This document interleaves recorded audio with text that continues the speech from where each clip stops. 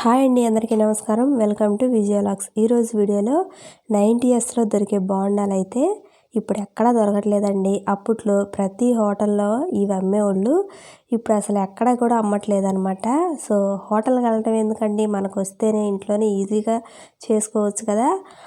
చూసారు కదా, గుల్లగాను కలర్ఫుల్గా ఎంత బాగా వచ్చినాయో. సో నేను ఎలా తయారు చేశాననేది వీడియోలో చూపిస్తానండి. టేస్ట్ అని అదిరిపోయిందండి ఈ బోండాలు అయితే. మీరు కూడా ఒకసారి వీడియో చూసి తయారు చేసుకోండి. ఎంత బాగున్నాయి అంటే అంత బాగున్నాయి అనమాట. సో అప్పట్లో ఎలాంటి టేస్ట్ ఉందో ఇప్పుడు కూడా అలానే సేమ్ చాలా బాగుంటాయి అనమాట.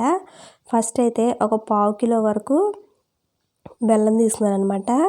కప్పున్నర బెల్లం అయితే అయ్యిద్దండి. నేను చిన్న కప్పు మొత్తం అదేమైతే తీసుకున్నాను. ఇందులోకి అరకప్పు వరకు అయితే నీళ్లు వేసుకొని తీసుకెళ్ళి పొయ్యిని పెట్టుకోవాలి. ఇది మనకు ఎటువంటి పాకం అవసరం లేదు, జస్ట్ ఉండలు లేకుండా కరిగితే చాలన్నమాట. ఇప్పుడు ఇందులోకి ఒక 3 కప్పుల వరకు గోధుమ పిండి అయితే తీసుకుంటున్నాను. సో 3 కప్పులు కాదు, 4 కప్పులు తీసుకున్నానండి. ఇది చిన్న కప్పు కాబట్టి నేను మెజర్మెంట్తో 4 కప్పులు తీసుకున్నాను. మనం ఎప్పుడైనా పిండి జల్లించే తీసుకోవాలి. జల్లించి తీసుకోకపోతే ఆ స్వీట్ అనేది బాగా రాదనమాట. సో జల్లించిన గోధుమ పిండిని 4 కప్పుల వరకు అయితే నేను తీసుకున్నాను. చూడండి, కప్పు నిండుగా అయితే తీసుకుంటున్నాను. నాలుగోది ఇది. సో మొత్తం 4 కప్పుల వరకు అయితే నేను తీసుకున్నాను. ఇందులో నుంచి కొద్దిగా అయితే నేను తీసుకుంటున్నాను. ఎందుకంటే మనకి ఒకవేళ పిండిలో వాటర్ ఎక్కువైనా కానీ కాస్త లూజ్ అయినా కానీ కొద్దిగా కలుపుకోవడానికి ఉండదని నేను కొద్దిగా పిండి తీసి పక్కన పెట్టుకున్నాను. ఇప్పుడు ఈ పిండిలోకి కొద్దిగా సాల్ట్, ఆయిల్ అయితే కొద్దిగా తీసుకున్నాను. ఆయిల్ బదులు నెయ్యి అయినా తీసుకోవచ్చు. సో నేను కాస్త ఆయిల్ అయితే తీసుకున్నాను. 1 స్పూన్ అంత ఆయిల్, కొద్దిగా సాల్ట్ వేసి ఇట్లా చేతితో రఫ్ చేసుకొని పిండి అంతా బాగా కలుపుకోవాలి. సో ఇప్పుడు చూసారు కదా, బెల్లం అంతా కూడా బాగా కరిగింది. ఇప్పుడు కాస్త చల్లారనివ్వాలి. ఇప్పుడు ఇందులోకి ఒక యాలుక్కాయ అయితే దంచి నేను లోపల ఇత్తనాల వరకు వేసుకుంటున్నాను. సో చూసారు కదా, ఇప్పుడు ఇందులోకి కాస్త చల్లారిన బెల్లం వాటర్ అయితే వడబోసుకుంటున్నాము. వడబోసుకోవటం వల్ల డస్ట్ అని ఉంటే పోతుందండి, అందుకని చెప్పేసి వడబోసుకుంటున్నాను. సో ఇది రంగు కలిపిన బెల్లం, కలర్ అయితే రంగు కలిపినట్లు ఉంది. చూసారు కదా, ఇప్పుడు కొద్ది వేడి ఉంది కాబట్టి నేను గంటెతోనే మొత్తం కలుపుకుంటున్నాను. ఆ తర్వాత చేతితో కలుపుకోవచ్చు కొద్దిగా చల్లారిన తర్వాత. సో చేతికి పట్టే అంత వీలుగా ఉన్నప్పుడు చేతితో కలుపుకోవచ్చు. ఇప్పుడు ఇందులోకి కొద్దిగా వాటర్ వేసుకుంటా చేతితో మొత్తం కూడా బాగా కలుపుకోవాలి. ఉండలు ఏమీ లేకుండా కలుపుకోవాలండి. ఉండలు ఉంటే అస్సలు మంచిగా అయితే రావన్నమాట ఈ బోండాలు.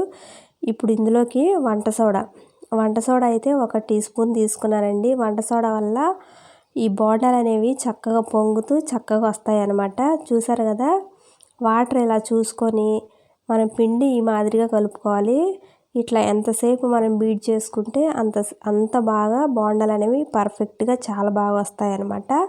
సో సాఫ్ట్గా వస్తాయండి బోండాలు. కనుక పిండి అయితే మనం ఈ విధంగా కలుపుకోవాలి, బీట్ చేసుకోవాలండి. ఎక్కువ మనం పిండి కలుపుకున్నాక ఒక 5-10 నిమిషాలు కూడా నానబెట్టుకుంటే సరిపోతుంది. సో చూసారు కదా, ఈ మాదిరిగా పిండి వేసుకోవడానికి వీలుగా వస్తే సరిపోతుంది. ఇప్పుడు నేను ఒక 5-10 నిమిషాలు అయితే మూత పెట్టి పక్కన పెట్టేశాను అనమాట. ఈలోపు బాండీలో కాస్త ఆయిల్ వేసి పొయ్యిని పెట్టానండి. ఇది కాస్త వేడైన దాకా నానబెట్టుకుంటే సరిపోతుంది.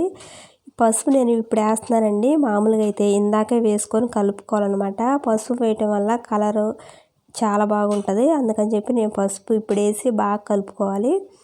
సో ముందరే వేసుకొని కలుపుకోవాల్సింది నేను మర్చిపోయానండి, అందుకే ఇప్పుడు వేసి అయితే కలిపాను అనమాట. ఇప్పుడు చూసారు కదా, చేయికి కొద్దిగా తడి రాసుకొని అప్పుడు పిండి తీసుకొని వేసుకోవాలి, లేకపోతే ఏళ్ళు కతుక్కుపోతుంది. లేదా అలవాటు అయిన వాళ్ళు ఈజీగానే వేసేసుకోవచ్చు. ఫస్ట్ టైము లేదా సెకండ్ టైం వేసేవాళ్ళు మాత్రం కొద్దిగా తడి అంటించుకొని వేసుకుంటే ఈజీగా చేతి నుంచి ఊడొచ్చేస్తాయి అనమాట.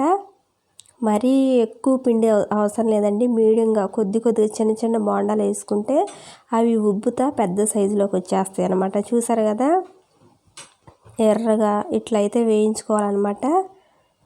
ఉడికేటప్పుడే మనకి మంచి స్మెల్ వస్తాయి. ఈ బోండాలు అయితే చాలా బాగుంటాయండి.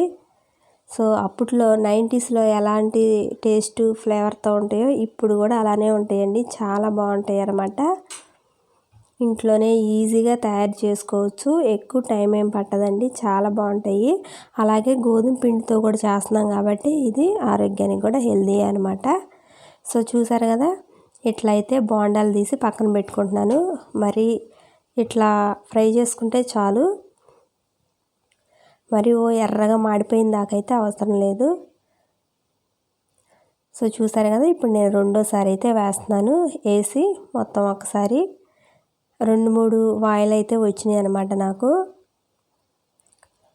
సో ఇట్లా చూసారు కదండి, మొత్తం ఒకసారి కలుపుకొని ఈ బోండాల్ని అటు ఇటు తిప్పుకుంటా ఫ్రై చేసుకోవాలన్నమాట. ఇట్లా కాస్త ఎర్రగా కాల్చుకుంటే సరిపోతుందన్నమాట. మనకి బోండాల టెక్స్చర్ ఎట్లా ఉంటుందో అట్లయితే వస్తుంది, చాలా బాగుంటుంది. లోపల చూసారు కదా ఎంత సాఫ్ట్గా ఫ్లఫీగా ఎంత బాగా వచ్చినాయో. సో ఈరోజు వీడియో అయితే ఇంతేనండి. చూసారు కదా, 90sలో దొరికే బోండాలు మీరు కూడా ఒకసారి ట్రై చేయండి.